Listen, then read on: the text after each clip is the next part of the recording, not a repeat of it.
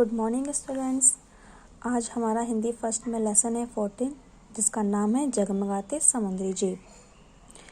बच्चों, आपने रात्रि के समय देखा होगा कुछ जीव जगमगाते हैं, टिमटिमाते हैं, जिनके अंदर से प्रकाश निकलता है, जैसे जुगनू। ये जुगनू के बारे में तो आप सब जानते ही हैं। इसी तरह समुद्र में भी कुछ जीव होते हैं जो रात के समय जगमगाते हैं।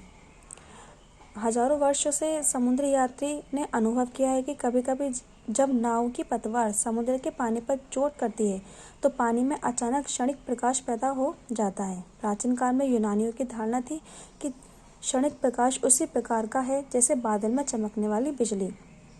कुछ लोगों का मानना था कि सूर्य का जो प्रकाश समुद्री पानी द्वारा सोख लिया जाता है, वही प्रकाश समुद्री पानी में पतवार की चोट से प्रकट होता है। जब फास्फोरस की खोज हुई तो लोगों ने अपना विचार बनाया कि समुद्री पानी में फास्फोरस के उपस्थिति के कारण वो प्रकाश पैदा होता है। कुछ अन्य लोगों की धारणा थी कि समुद्री पानी में समुद्री जीव जंतुओं के सड़ने के कारण प्रकाश की उत्पत्ति होती है, परंतु ऐसा नहीं था। इसी पर कुछ वैज्ञानिकों ने खोज करनी शुरू कर दी, जिसमें से पहले थे बेंजामिन फ्रैंकलिन नामक वैज्ञानिक। खोज करने से पूर्व भी इनकी ये धारणा थी कि समुद्री पानी से प्रकाश की उत्पत्ति समुद्री विद्युत उत्पादन की क्रिया के कारण होती है, परंतु जब उसने समुद्र में कुछ प्रयोग किए तो उसे अपना विचार बदलना पड़ा। उसने पाया कि एक बोतल प्रकाशित समुद्री पानी को यदि जोरों से हिलाया जाए तो वह काफ़ी जोर से दीप्त हो उठता है, मतलब प्रकाशित हो उठता है, परंतु कुछ ही क्षणों बाद वह बिल्कुल दीप्त नहीं रहता। उसे मालूम था कि कुछ समुद्री जीव जंतु प्रकाश उत्पन्न करते हैं, अतः वे इस निष्कर्ष पर पहुंचा कि समुद्री पानी में दीप्त होने का कारण उसमें प्रकाश उत्पन्न करने वाले सूक्ष्म जंतुओं की उपस्थिति है। जो उसमें जंतु जो जीव पाए जाते हैं उसकी उपस्थिति है। बाद में किए गए अध्ययनों से बेंजामिन फ्रैंकलिन के अनुसार की पुष्टि हुई।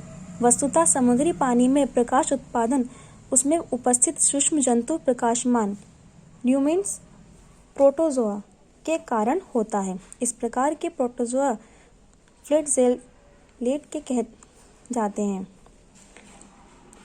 कहे जाते हैं। ये समुद्र की सतह के ऊपर तैरते रहते हैं तथा किसी वजह से पानी में हलचल पैदा होने पर प्रकाश का उत्सर्जन करते हैं। ये एक छोटे से जीव होते हैं, छोटे से सूक्ष्म जंतु होते हैं जो सिर्फ पानी के ऊपरी सतह पर ही पाए जाते हैं।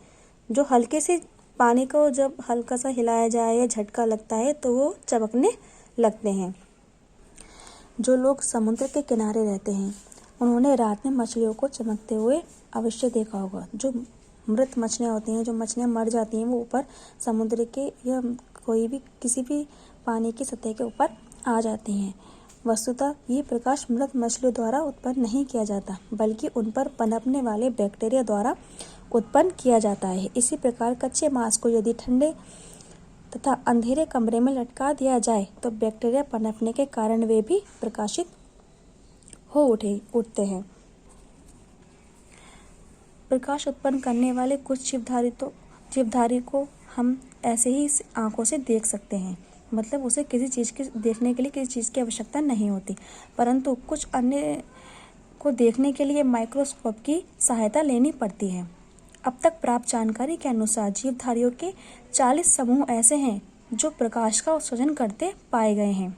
स्थलीय जंतुओं में अनेक प्रकाशमान किस्म के कीट हैं।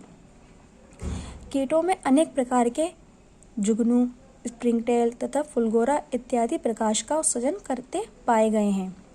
इनके अतिरिक्त कुछ कनकजूरे, मतलब जैसे कान खजूरे, केचुए तथा घोंगे भी प्रकाश का उत्सर्जन करते देखे गए हैं।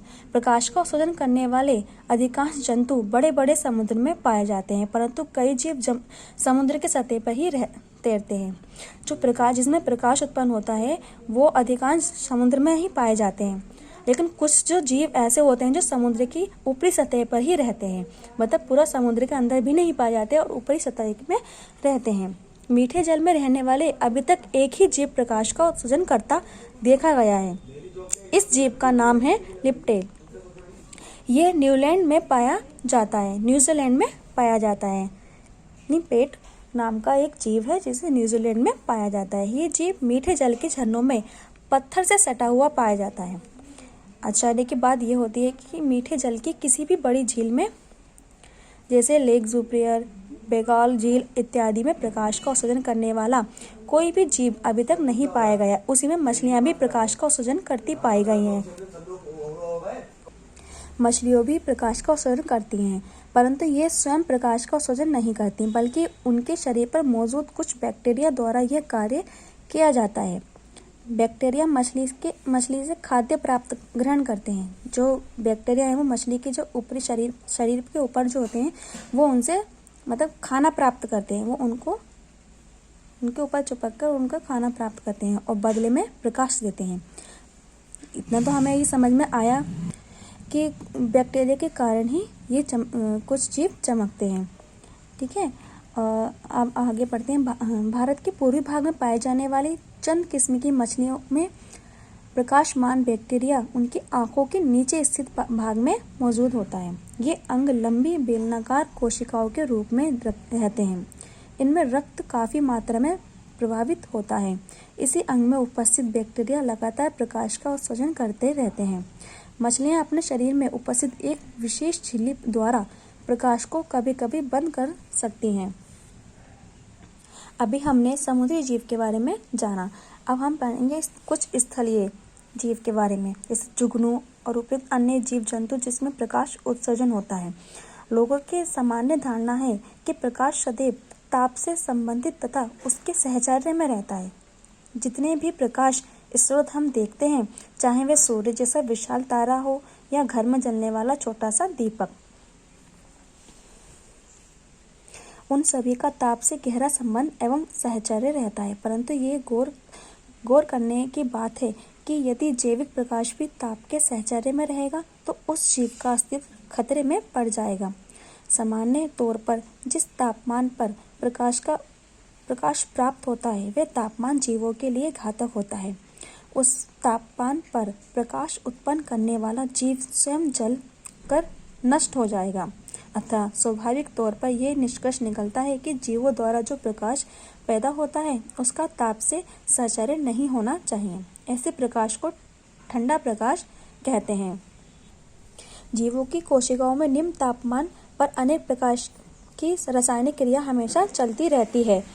इन रासायनिक क्रियाओं द्वारा हार्मोन स्राव तथा कोशिका विभाजन जैसी जैविक क्रियाओं के लिए ऊर्जा की आपूर्ति होती है। वस्तुतः जीवों से उत्सर्जित होने वाला प्रकाश उपयुक्त रासायनिक क्रियाओं से ही उत्पन्न होता है। जो रासायनिक क्रिया होती हैं उनसे ही उत्पन्न होता है। इसे रसायन दीप्ति कहा जाता है, दीप्ति रासायनिक प्रकाश कहा जाता है। फ्रांस का रेफल ड्यूबोइस संसार का पहला वैज्ञानिक था जिसने सन 1881 में बताया कि जीवों से उत्सर्जित होने वाला प्रकाश रसायन दीप्ति श्रेणी कैथी ल्यूमी ने का है, रासायनिक दीप्ति श्रेणी का है। उसने बताया कि जैविक प्रकाश एक रासायनिक क्रिया के कारण उत्पन्न होता है। इस क्रिया में ल्यूसीफेरिन नामक पदार्थ शामिल रहता है। ल्यूसीफेरिन एक एंजाइम की उपस्थिति में ऑक्सीजन से सहयोग करता है तथा इसी के कारण जीव में प्रकाश की उत्पत्ति होती है। प्रकाश उत्सर्जन में एंजाइम की खपत नहीं होती, बल्कि ये सिर्फ उत्प्रेरक का काम करता है। प्रकाश उत्सर्जन करने वाले जीवों में उपस्थिति ल्यूसीफेरिन रासायनिक संगठन के दृष्टिकोण से एक तरह का नहीं, बल्कि उस अनेक किस्में पाई जाती हैं। उसकी अनेक किस्में पाई जाती हैं। तो बच्चों, ये लेसन हमारा कंप्लीट हुआ। हमें पता चला कि समुद्र में जो जीव चमकते हैं वो किस कारण चमकते हैं, और जो स्थलीय जीव हैं जैसे जुगनू, फुलगोरा, स्प्रिंगटेल, ये किस कारण चमकते हैं। तो आप भी इसको चैप्टर को घर पर अच्छे से रीड कीजिएगा। ओके।